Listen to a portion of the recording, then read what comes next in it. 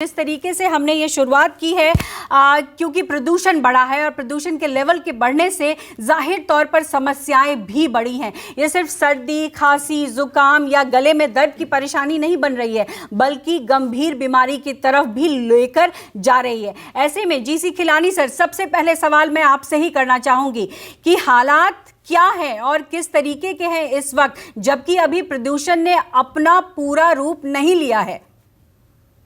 पल्लवी, एक तो शायद दिल्ली वालों की आदत हो चुकी है कि जैसे ही दिवाली का टाइम आता है तो वो गला खराब होना, शाम को थकावट हो जाना, सिर दर्द हो जाना, तो ये सब जो है ना तो दिवाली के टाइम पर आता था। लेकिन अब मैं देख रहा हूँ कि सितंबर एंड में और अक्टूबर शुरू में हमारे यहाँ जो ओपीडी में जो संख्या थी मरीजों की, जैसे आपने बोला 30-40% बढ़ गई। अब इन लोगों में दो तरह के मरीज थे। एक तो वो थे कि जिनको पहले से अस्थमा की या लंग डिजीज की प्रॉब्लम होती थी, जो कि स्टेबल थे, और उसके बाद जो है वो उनको बुखार नहीं था, उनको सांस फूली थी, वीजिंग हुई, बलगम थोड़ा सा निकलता था, छाती में तनाव हुआ। मतलब यह है कि उनको अस्थमा और सीओपीडी का एक एक्सेसरबेशन हो गया। ऐसे पेशेंट अक्सर एंटीबायोटिक लेके आते हैं, एक कोर्स, 2 कोर्स, 3 कोर्स, कोई उनको फायदा नहीं होता। फिर जब हम उनकी जांच करते हैं तो अक्सर तो एक्सरे भी नॉर्मल होता है और लंग फंक्शंस भी नॉर्मल होते हैं, लेकिन एक टेस्ट होता है जिसको हम fraction of exhaled nitric oxide कहते हैं, जो कि एयरवे इन्फ्लामेशन को डिनोट करता है।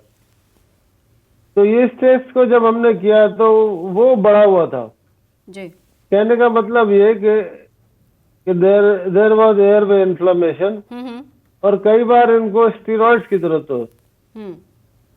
तो ये देखा गया। और दूसरे मरीज वो थे जिनको कोई तकलीफ नहीं थी पहले, जिनको कोई बीमारी नहीं, न अस्थमा की, न सीओपीडी की, न लंग डिजीज की, लेकिन वो आए खांसी के साथ, छाती में तनाव, चलने फिरने में सांस फूल जाना, और कईयों को वीजिंग भी हुई।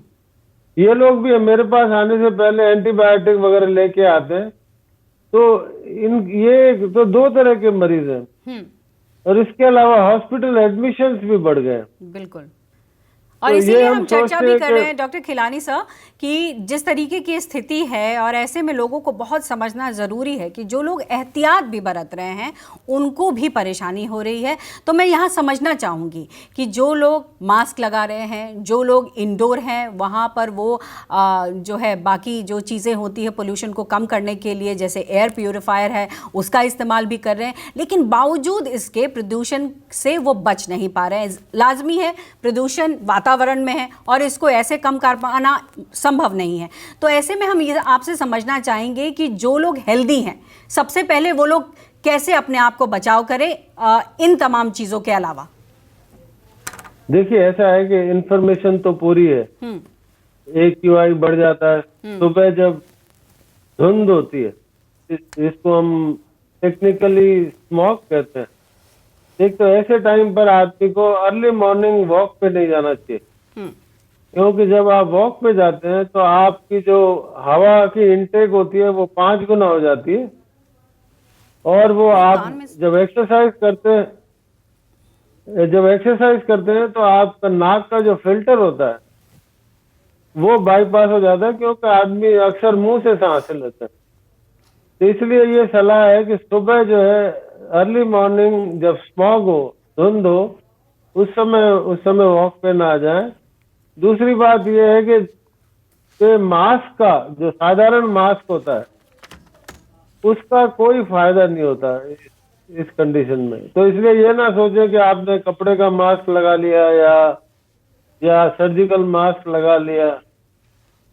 अगर किसी मास्क का कुछ फायदा हो सकता है तो वो N95 मास्क का हो सकता है। दूसरी बात है कि जो एयर प्यूरिफायर्स है उनका हेल्दी लोगों के लिए कोई फायदा नहीं। जिनको क्रॉनिक लंग डिजीज है, जो ऑक्सीजन पे रहते हैं, या जिनको जिनको हार्ट डिजीज है, जो वृद्धावस्था में है, तो वो लोग अगर कमरे में बंद होके बैठ सकते हैं, हम्म। खिड़की दरवाजे बिल्कुल बंद करने पड़ेंगे और फिर एयर प्यूरिफायर यूज करेंगे, तो हम सोचते हैं कि उससे थोड़ा सा फायदा होगा। बिल्कुल। लेकिन वैज्ञानिक प्रमाण की बात करें तो एयर प्यूरिफायर की कोई वैल्यू नहीं। वैल्यू नहीं है। जाहिर तौर पर ये समझना भी ज़रूरी है कि जो लोग मार्केट जाकर एयर प्यूरिफायर खरीद रहे हैं और ये सोच रहे हैं कि प्रदूषण कम होगा, देखिए इससे प्रदूषण कम नहीं हो सकता इसके, क्योंकि वैज्ञानिक प्रमाण नहीं है और डॉक्टर खिलानी बता भी रहे हैं।